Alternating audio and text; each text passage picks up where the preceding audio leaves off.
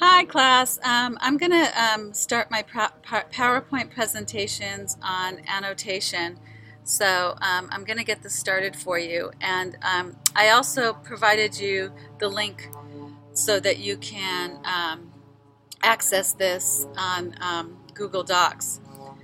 So how to annotate a novel. A novel that you are reading for college should be annotated. Here are some reasons. You will need to compile a list of what you read. You will need to remember quotes. You will need to know people, places, and ideas. Your attention to reading a novel should be just as important as when reading expository texts in college.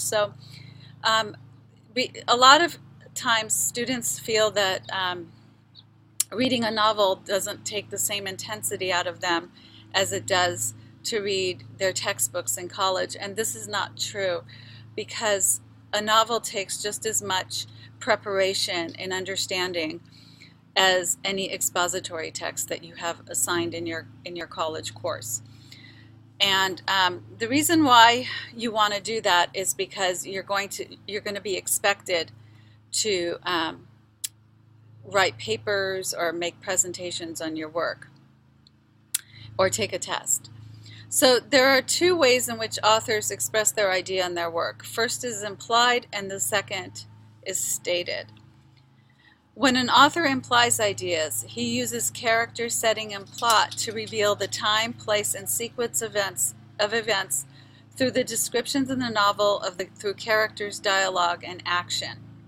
It's up to the reader to figure out what's going on in the novel. The author will not directly state the dates, places, and events. So you have to read this very carefully and look at small details that are coming up in a novel. And sometimes this gets very frustrating for students because they find that they have to make too many guesses. And you are kind of making guesses when the author implies ideas. You're making inferences. So you're not 100% sure because the author won't say, this is this. And so when that happens, it does sometimes lead to frustration, but that's the beauty of having an in-class discussion, because during an in-class discussion, other students in the class will have other interpretations, and you can mix those interpretations together and formulate some ideas. So sometimes an author will state specifically the date, place, or events in the novel. The character may start with the name of a character, place, or even a given year. When authors directly state parts of the novel, the reader does not have to make inferences about those details. So sometimes a chapter will start 1955. Okay, so you know the year. Or sometimes it'll say New Orleans, 1940. Okay, so you know the place and the year. So in that instance, you don't have to make any inferences because you're given the information directly. Sometimes an author will directly state some ideas and leave out others. And also, there are situations where authors totally make up the time, the place, and everything about the story. It's all made up. And because it's fiction, and in a fiction piece, that's allowed. This is why annotation is very important when you're reading a novel. It's easier to make a clear list of ideas and write them down. So I do want to make a distinction between fiction and nonfiction for a minute here. Nonfiction is based on some truth, and there's statistics or facts to back up nonfiction. But fiction, such as a novel, is all made up. The story is made up, the characters are made up, and so the author has a lot of freedom with a novel to create the world he or she sees. So that in itself is a reminder to you that you don't always have to look for facts when you're reading a novel. So the following pages include annotations from Surenyan-krech. This novel relies highly on inference to figure out time, place, and character. So I want you to take a look at the following set of annotations I have for you, and also I'm going to talk about them.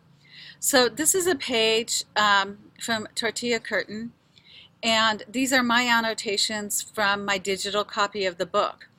So at the top here on the left-hand side, it says that the whole thing had happened so quickly. 1 minute he was winding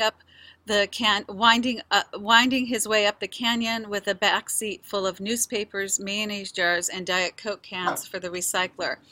Okay, that really struck out to me because it showed that he's liberal. There's a little controversy because he's driving up a canyon, but he's got a back seat full of newspapers, jars, and Diet Coke cans to recycle. So that means that he cares about the environment. But if you go into his mind here, it says, to his shame, Delaney's first thought was for the car. It was marred. Was it marred, scratched, or dented?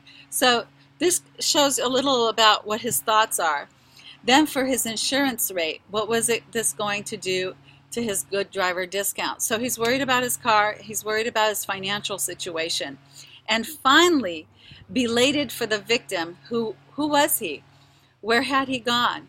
Was he all right? Was he hurt, bleeding, dying? Delaney's hands trembled on the wheel. So his last concern was for the person he just hit. And this reveals a lot about his character. So in analyzing this character, I can see that his priority isn't the person he hit. And through this kind of inference that the author makes, he implies something about this character, and it is up to the reader to come up with an analysis from those hints and clues that the author gives. So I have my interpretations, and you have your own interpretations. There's not a right or wrong answer because people are very complicated. But the author, T.C. Boyle here, does not give us a clear stated word about his character. And then I also highlighted in green, it wasn't his fault. God knew the man was obviously insane, demented, suicidal. No jury would convict him. So his mind is already rambling, and he's already thinking about getting against this guy. His heart pounding, he slipped out from under the seatbelt, eased open the door, and stepped tentatively onto the parched strip of naked stone and litter that constituted the shoulders of the road. So you see that there's some trepidation on his part to even get out of his car. And that reveals a lot about his character too. I also underlined at the bottom here, he clung to the side of his car as the sun caught his head in the hammerlock, and it was an unair-conditioned heat rose from the pavement like a fist in the face, like a knockout punch. And I underlined that because I thought that imagery was really beautiful, and I thought it really said something about his character and the characteristics of this man Delaney, who just had a car accident.